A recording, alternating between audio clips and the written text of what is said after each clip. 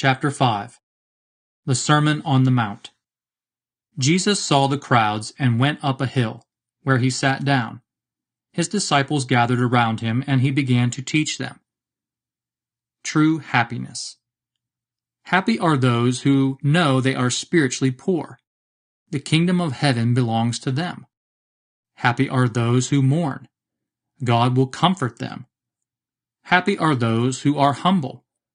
They will receive what God has promised. Happy are those whose greatest desire is to do what God requires. God will satisfy them fully. Happy are those who are merciful to others. God will be merciful to them. Happy are the pure in heart. They will see God. Happy are those who work for peace. God will call them His children.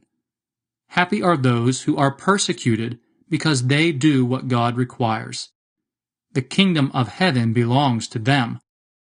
Happy are you when people insult you and persecute you and tell all kinds of evil lies against you because you are my followers. Be happy and glad, for a great reward is kept for you in heaven. This is how the prophets who lived before you were persecuted. Salt and light. You are like salt for the whole human race. But if salt loses its saltiness, there is no way to make it salty again. It has become worthless, so it is thrown out and people trample on it.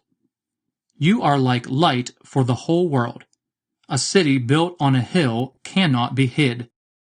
No one lights a lamp and puts it under a bowl.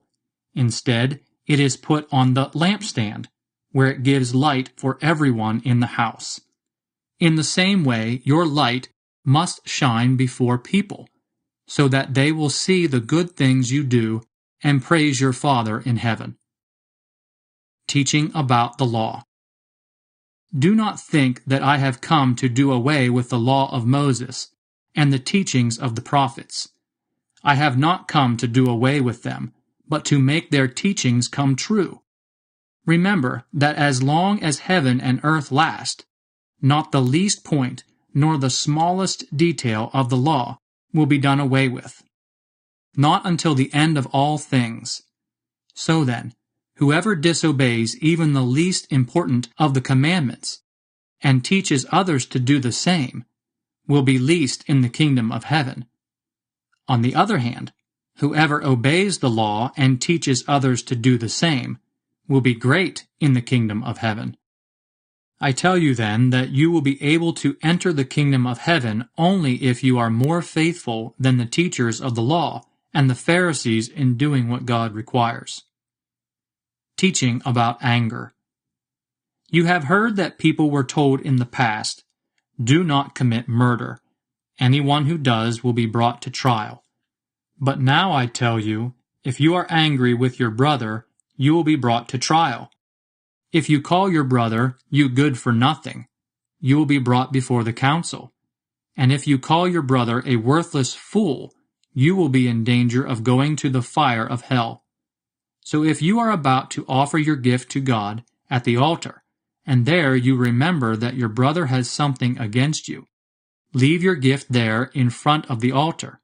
Go at once and make peace with your brother, and then come back and offer your gift to God. If someone brings a lawsuit against you and takes you to court, settle the dispute while there is time, before you get to court. Once you are there, you will be turned over to the judge, who will hand you over to the police, and you will be put in jail. There you will stay, I tell you, until you pay the last penny of your fine. Teaching about adultery. You have heard that it was said, "Do not commit adultery." But now I tell you, anyone who looks at a woman and wants to possess her is guilty of committing adultery with her in his heart. So if your right eye causes you to sin, take it out and throw it away. It is much better for you to lose a part of your body than to have your whole body thrown into hell. If your right hand causes you to sin, cut it off and throw it away. It is much better for you to lose one of your limbs than to have your whole body go off to hell. teaching about divorce. It was also said, anyone who divorces his wife must give her a written notice of divorce. But now I tell you, if a man divorces his wife for any cause other than her unfaithfulness, then he is guilty of making her commit adultery if she marries again, and the man who marries her commits adultery also. Teaching about vows. You have also heard that people were told in the past, "Do not break your promise, but do what you have vowed to the Lord to do." But now I tell you, do not use any vow when you make a promise.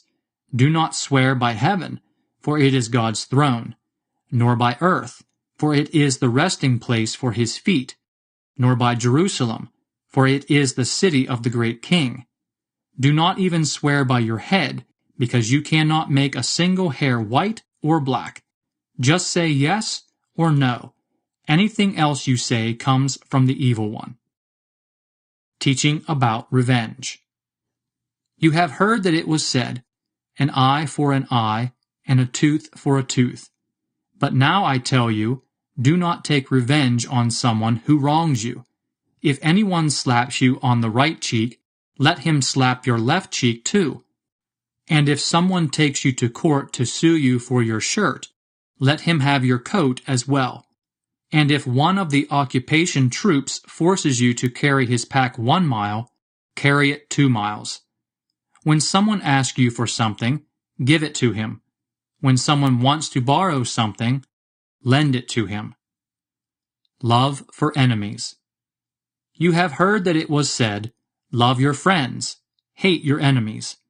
But now I tell you, love your enemies and pray for those who persecute you, so that you may become the children of your Father in heaven. For he makes his sun to shine on bad and good people alike, and gives rain to those who do good and to those who do evil.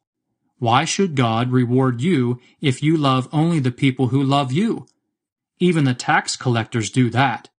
And if you speak only to your friends, have you done anything out of the ordinary? Even the pagans do that. You must be perfect, just as your Father in heaven is perfect. Chapter 6. Teaching about charity.